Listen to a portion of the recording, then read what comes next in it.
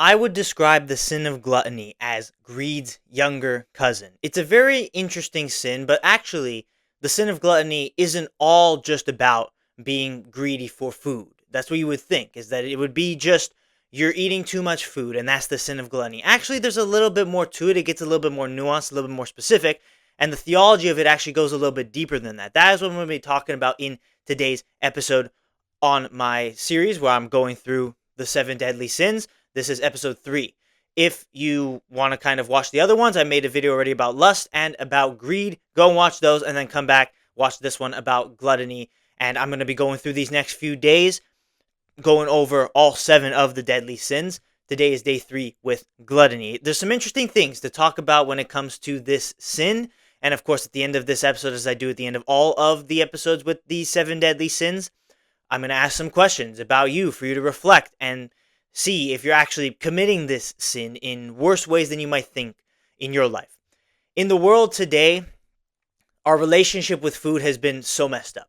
It has been so negatively impacted by industries and by bureaucracy and all this kind of stuff, and by narratives and culture, and a lot of us just have a bad relationship with what we eat. So hopefully understanding this sin can help you have a better relationship with your food and eat properly, eat better, to allow yourself to live a better life and a more spiritually fulfilling life in your days. So let's get right into the episode.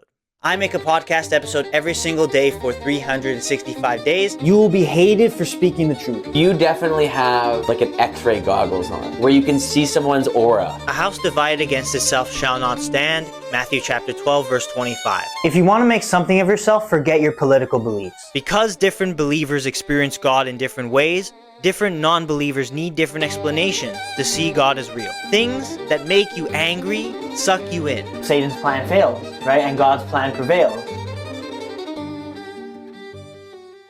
So the basic definition of gluttony is the overconsumption of anything to the point of waste. So sometimes you can look at overconsumption and it can actually mean some other things, which is why I think gluttony is kind of like the little cousin, the little brother, if you will, of greed, where it is greedy, right? You're being greedy in a food sense.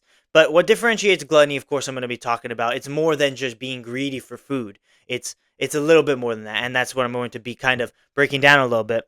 But it's to the point of waste. You're eating so much that you end up wasting a lot of the food that you have, right? An example is like at a buffet, right? You're at a buffet and you have too much to eat, and then you end up leaving your plate, right? So you've actually filled yourself so much, and you're just constantly indulging in and digesting food that there ends up wasting. It ends up wasting food because there's just so much that you can't even eat any of it. That's how much you're just eating, right? And why is it bad? Of course, you can ask the question, why is it bad? Again, I'll be talking about it. Let's start with our relationship with food. Modern society's relationship with food. Especially in the West, especially in America, the obesity crisis is real. It is not some narrative. It is not some politically faceted thing. It is a real problem where a lot of people, more than anyone else, are overweight in some way, and some people so incredibly overweight that it's scary. This is the result of gluttony. When you leave our desires for food uncontrolled, and when you just keep eating, you keep eating, and you don't even realize it, you end up with diabetes. You end up with other obesity-related illnesses, and you end up having people that are 400 pounds, 600 pounds of pure fat that can't even get out of their bed. 100 years ago, this was never a thing. This was unfathomable, maybe a couple hundred years ago. In recent times, it's just kind of gotten worse and worse. And yes, you can see it as a good thing because more people are dying of obesity, of being overweight, diseases related to being overweight, like whatever it is, like heart disease, heart attacks, strokes, diabetes, all that kind of stuff. Than they are of being hungry and being malnourished in Western society, which is a good thing, I guess, but it's still not good. It's still because we've kind of gone completely to the other direction in some regard, right? So it's a problem, and the biggest issue is because we cannot control the food we eat. The food we eat is designed to keep us hooked. It's designed to have us eat a bunch of garbage, right? And it's specifically designed to get us to buy. It's a very corrupt system. Like, have you ever eaten an Oreo? Have you ever seen what is in an Oreo? it's a super stimulus, and it just causes us to be attracted to it. And then you eat a whole case of Oreos, or you eat a whole bag of chips, right? Or a whole tub of ice cream, and you just want more. That is gluttony in its worst form, and industries are purposefully designing their products to appeal to this deeper human desire. And it's a very abusive and a very corrupt thing that the food industry and a lot of food companies are doing. But the problem is we end up biting. We end up not controlling our desires. The biggest thing with gluttony is it's about control. It is about, we have a human desire. The food is something we need to survive. Absolutely. So you need to eat. But when you are over consuming, eating solely for the sake of pleasure, and not even realizing how much you're eating, then very quickly you can lose control over your body, and you're not taking care of your body, and it takes a lot more to get it back than not. Then unfortunately some very bad thing happening to you as a result of your weight and as a result of your eating habits. It's perpetuated primarily by the food companies, but it's also because it is just a culture we live in where a lot of people just don't have a lot of control over it. Like, they cannot control their senses. They just want to feel that good feeling that comes from the food, that comes from the taste, the satiation, your taste buds, just an explosion of flavor. You want to feel those feelings, and that is gluttony. That is really like an important depiction, maybe common, popular depiction of gluttony as a sin. But what gluttony also is, it's not just overconsumption. Of course, the definition mainly is about overconsumption, but there are different ways we can look at food. And a couple of examples: we commit gluttony by eating too much, of course, too hastily, too eagerly, or too luxuriously. So it's not just by eating too much. If you're eating too hastily, you're eating at times you shouldn't be eating just because you have a craving and you have to satisfy the craving. You can't control yourself. Too eagerly, you're absolutely just rushing into it, and you're just eating fast, and you're not even paying attention to it really. Or too luxuriously, being like solely for the pleasure. You are only eating for the pleasure. You are only eating stuff that tastes good. But you know that most of the time stuff that tastes good isn't actually good for you. It's not nutritionally valuable for you. So eating for pleasure, you're only hurting yourself, but it is also a part of gluttony. It is not just the eating too much part. Of course, that's the most known. It's also the eating too eagerly, eating at times you shouldn't be eating because you just are having the craving. You have to satisfy. You can't control your cravings. You can't control your actions, basically. Like, people that have midnight snacks, right? Like, that's probably pretty bad for you, to wake up in the middle of the night, have some food, and then go back to sleep. It's not good for you because that food's not really digesting, right? It's not digesting, and obviously you're breaking your sleep patterns, of course. And of course, when you sleep, you're supposed to be fasting, right? Your body is supposed to be resetting. You're not supposed to be adding extra things into your body. It's just a lot of habits that we have developed in modern society that are very negative and very gluttonous. Human desire goes too far. The food companies, abuse our desire, but we are guilty of biting at it. It goes too far. Food goes from something we need to more of an addictive behavior. You can be addicted to eating, and that's crazy. Like, that's crazy to think about how far we've come in this regard. That absolutely you can have an addictive behavior towards eating. You can just be addicted to eating. And I think during the pandemic, a lot of it was exposed because when people are just at home all day, they had nothing else to do for the most part than eat. So a lot of people put on the COVID weight, let's say. A lot of people lost it, but a lot of people kept it and kind of got worse and worse. But I still think that even before COVID, it was still a huge issue. It maybe was magnified and kind of brought to the forefront as a result of the situations that happened during the pandemic.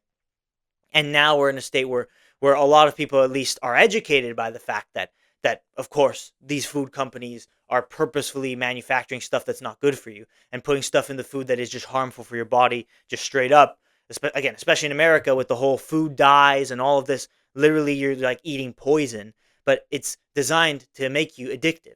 And like smoking companies, tobacco companies that design stuff to keep people addictive in the cigarettes, food companies are kind of following that same pattern, and they're following that same blueprint.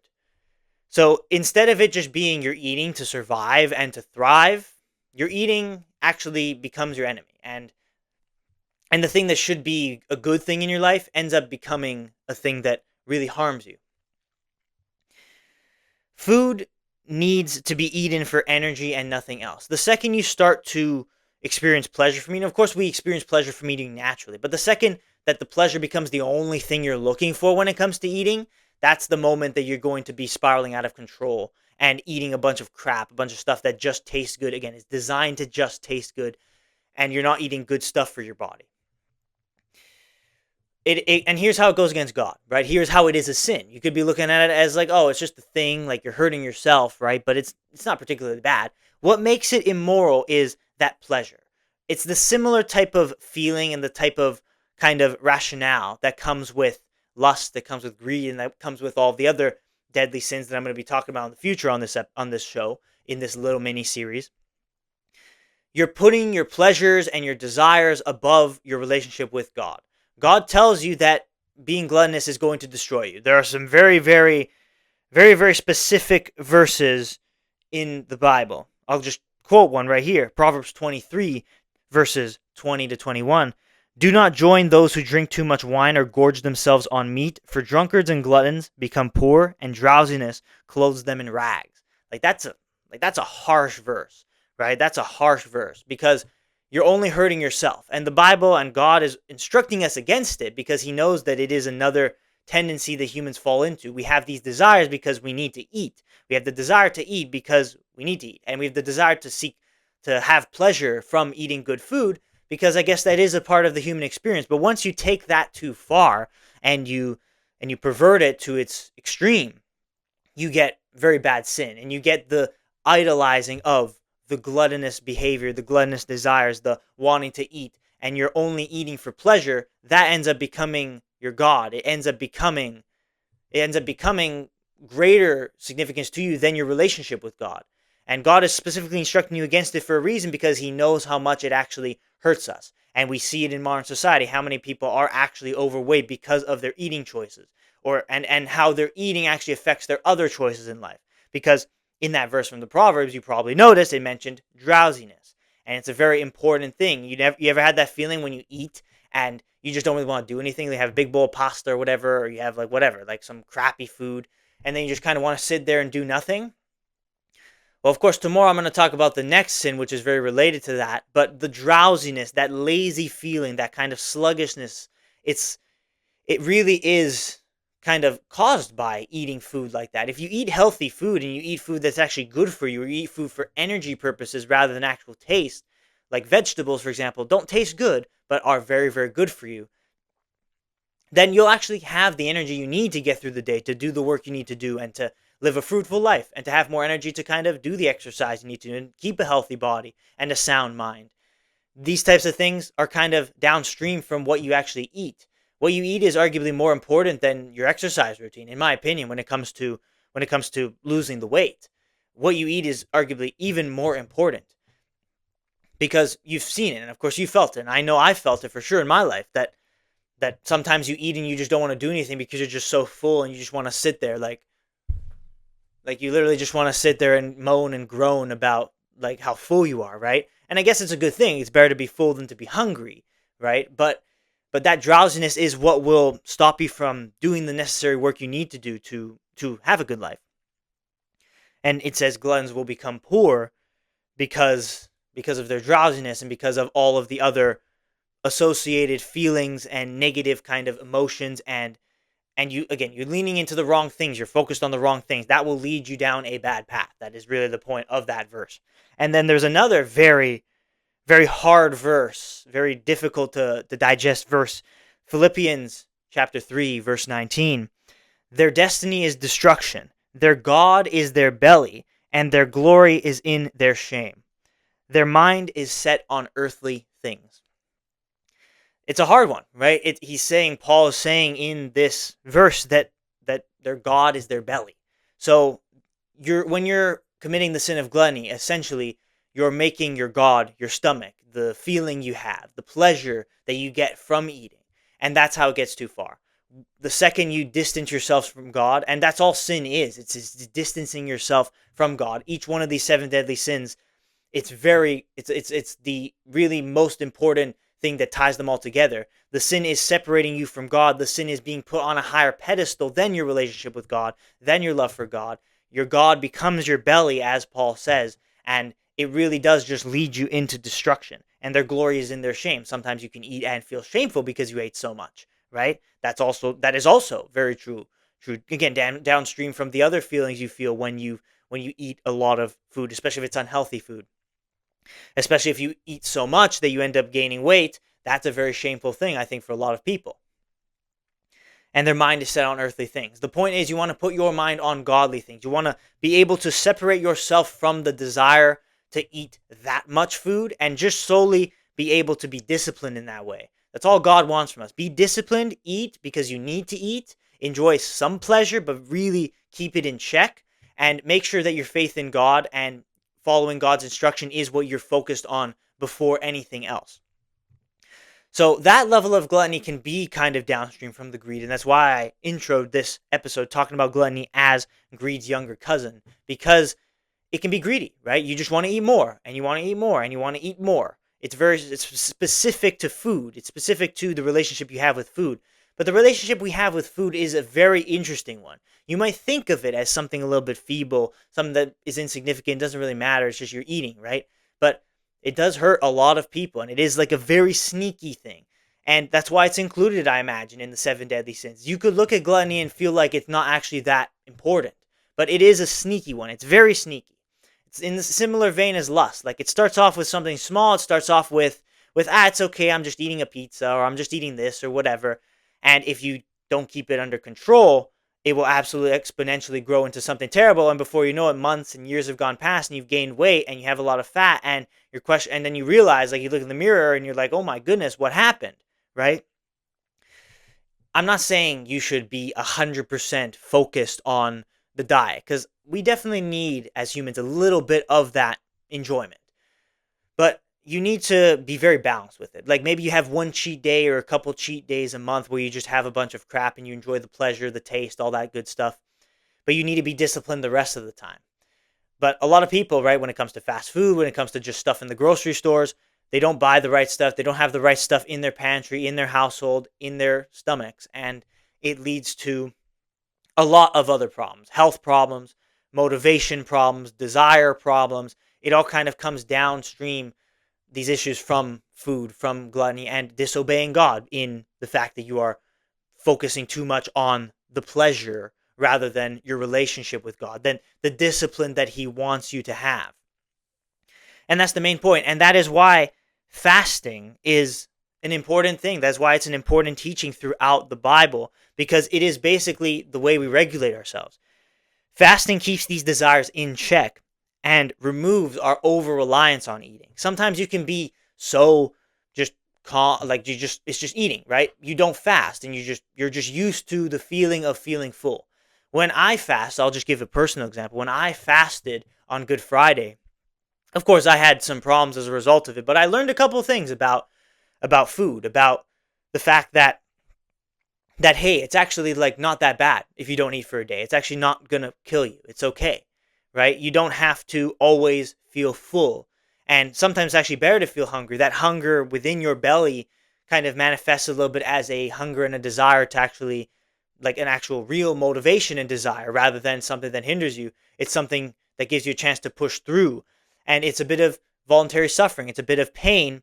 That pain can kind of remind us, hey, like, yes, it's actually in some cases better to not eat than it is to eat.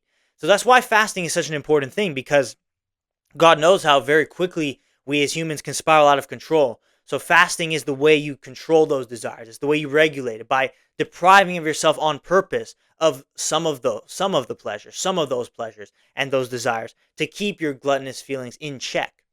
So you should fast pretty consistently. You shouldn't, obviously you don't need to fast every single day, but you can fast maybe once in a while, once every couple months, or once whenever you start to feel like, oh, you're eating too much, you're being a little bit over reliant on food. A fast and a good workout will kind of get your mind in a better place, in a more sound place, and that's why God instructs us to fast whenever we kind of fall into the temptation of gluttony. And it's a really, really effective way to kind of distance ourselves from our desires and focus more on God and what He wants from us, rather than our own pleasures and desires. So that's the main point with gluttony. It is a pleasure. You are seeking the pleasure, and it's similar to lust in that way, where you're seeking that pleasure, that hit that comes from eating the good food, the stuff that tastes good, the stuff that fills you up. And of course, it can also, you're eating at different times, you're eating snacks. Snacking is a very big problem that leads to a lot of people as well before you know it. Again, you've eaten the whole bag of chips. It's not just through meals and stuff, through your daily meals. And again, it has to do with your own mindset, where your priorities lie. Are your priorities towards the pleasure, or are they towards what God actually wants from you? So, one more final thing before I wrap this up and give you some reflection questions to think about when it comes to the sin of gluttony is actually, I'm going to be quoting Genesis 3 chapter 6. And if you know what verse this is, obviously I'm going to read it and then you'll know really quickly. When the woman saw that the fruit of the tree was good for food and pleasing to the eye, and also desirable for gaining wisdom, she took some and ate it. She also gave some to her husband, who was with her, and he ate it. So something very interesting. The very first sin committed on this earth by Adam and Eve, in part, of course, among a lot of other things, in part was a sin of gluttony. It was the sin of looking at the beautiful looking fruit and the temptation of it basically calling her. She's salivating at the mouth. Eve and Adam are salivating at the mouth for this fruit. God's instructed them specifically to not touch that tree, not eat that fruit. But Satan entered into them, kind of convinced them, and then they look at the fruit with this level of desire, the desire to eat it, and then they eat it, and then of course that is how sin enters into the world. It is through, in part, the sin of gluttony, which I find quite interesting because, again, you look at gluttony and you could sometimes put it off. I feel like out of the seven deadly sins, gluttony is the one that maybe is a little bit harder to explain. It's a little bit harder to quantify. But you can see that, yeah, actually, in part, the very first sin was the sin of gluttony. So at times, eating the food, eating the fruit is going against what God wants for you. Maybe God specifically instructs you against certain behaviors, certain desires, and it's up to you to listen to God and keep those desires in check. Adam and Eve did not keep the desire in check, and it led to sin entering into the world and all sorts of issues as a result of it. Subsequently, of course, in the years and the millennia after, because of this one temptation that was calling them. So sometimes that food, it doesn't have to be like the fruit on the tree. It can be the ice cream, it can be the chips, it can be whatever very unhealthy thing that you like, that craving that you have. It can be calling you. It can literally be like, you can literally be thinking about that thing, and it can be calling your name to devour that full pizza or devour whatever, that full bag of chips, right? It can be calling your name, that Big Mac, right? It could literally be calling your name and you're in your mind and you can imagine like it's just calling your name. Hey, come and eat me. You know you want it, right? That's the devil talking, right? You got to be careful. Again, these exact foods are there specifically because they will destroy you. They're very unhealthy. Of course, I don't have to get into the details of the saturated fat, salt, and sugar and all these things that are purposefully put in these foods in excess amounts in order to keep you addicted, but also to slowly destroy your body. It's just a matter of you're seeking the pleasure. You need to keep those desires in check because that's what God wants from us. He instructs us to do it. A good way to do it is by fasting, and a good way to do it is just by mentally understanding, hey, it's actually better for me. It's better for me in the long run. I'll live a better life, better days, and a longer life if I eat better food and healthier food rather than indulge in all of the garbage. So, I'm going to wrap this up with a few reflection questions. Do you find that you are snacking a lot? Are you eating too much food every day? Do you eat too many calories? Do you find that every time you have the craving to eat, you don't even think twice, you go and you eat, and you go and you grab something, whether it's a snack or whether you have a meal? Do you find that you are eager to eat, that you always consistently have cravings to eat despite always feeling like you are eating? Do you eat unhealthy foods that have a lot of saturated fat, a lot of fast food, a lot of stuff that is, obviously, I'm sure you have an idea of how it looks like, stuff that is manufactured and processed? Do you eat a lot of those types of foods? do you like, how often do you eat healthy stuff? How often do you just have a good meal of natural foods and fruit and vegetables? How often is that? Is it more often that you eat garbage, or do you eat good stuff? How often do you feel sluggish after you eat? How often do you feel like you don't want to do anything after you eat? You just want to sit down and do nothing? How often do these feelings come up? How often do those cravings come up? How often do you eat just for the sake of pleasure? How often do you eat something just for taste and nothing else, and not for any nutritional value? Think about these questions. Think about where you actually lie. Like, how addicted might you actually be to your food? And how much that might actually be hurting you and your relationship with God. Think about these questions, reflect on these questions, and truly try and do better. If you find that a lot of these questions don't satisfy you, they don't make you feel good, you are humble and you realize, oh, I'm actually falling into a lot of problems here, then you should start by fasting. You should start by cleaning out your pantry, cleaning out your fridge, and putting good stuff in there, healthy stuff, meaningful stuff, rather than the stuff that is just good for taste, but nothing else. Again, kind of right before I wrap this up, it's not to say that you should starve yourself, right? It's not to say that you should starve yourself of the food or starve yourself of any pleasure, but you need to keep it in check because it is something that can really exponentially fall out of control, and it ends up becoming something that you become a slave to. You become a slave to your food, and it becomes a sin. That's why it's sin, because you become a slave to it. And I know that there are many people in this world that are slaves to it, that they just eat and they don't even think. They're not even conscious of the fact that they are just destroying themselves and destroying their relationship with God daily through their actions, through their pleasure seeking. So learn to keep your own emotions in check, your own pleasures and desires in check, and give it up to God. Of course, I read a couple of Bible verses regarding gluttony. There are quite a few others as well, more than you might think actually regarding gluttony, because gluttony at the same time is also just, as it says in Philippians, it is a mindset on earthly things. Rather than focusing on things that come and go, like food, right? You're always going to be hungry again. So rather than focus on those, focus on something more meaningful, more fruitful, more long-lasting, everlasting, which is the eternal gifts, the gift of God and His presence and His love in your life, and all of the subsequent gifts that He blesses us with every day. Focus on those rather than focus on the earthly things, and the food you eat is just another one of those things. So that's all I got to say for today. Thank you for watching this episode. I hope you learned something about yourself, about your gluttony, about the sin itself, and truly reflect and think, if you are actually going through these things and you have these issues, try and do better. Try and overcome these pleasures, because it will be better for you. You will feel a lot better. You will have a lot more energy in your days anyway, and it will be a lot more fruitful for your life going forward, rather than just eating a bunch of garbage food all the time and never having control over your cravings at all. Again, not a good thing. Not a good thing. That's all I got to say for today. Of course, I hope you enjoyed. I hope you come in back if you enjoyed this one and watch these next episodes coming up on these next few days on the 7 deadly sins. This was the sin of gluttony. I hope I did a good job explaining it and breaking it down. I did it as good as I possibly could. So thank you for watching this episode. As always, show your support. Share this video to someone who you think needs it. Share this series. Of course, at the end of the series, I'll make a playlist. So there will be a playlist. If you're watching this in the future, there will be a playlist. So share the playlist to someone who you think really needs it. And watch it for yourself if you think you really need it. You need some clarity on the sins you're committing, or clarity on what you're doing, if what you're doing is sin, or if what you're doing is good in the sight of God. For this video and for all of the other videos in this series, go and show your support on them, of course.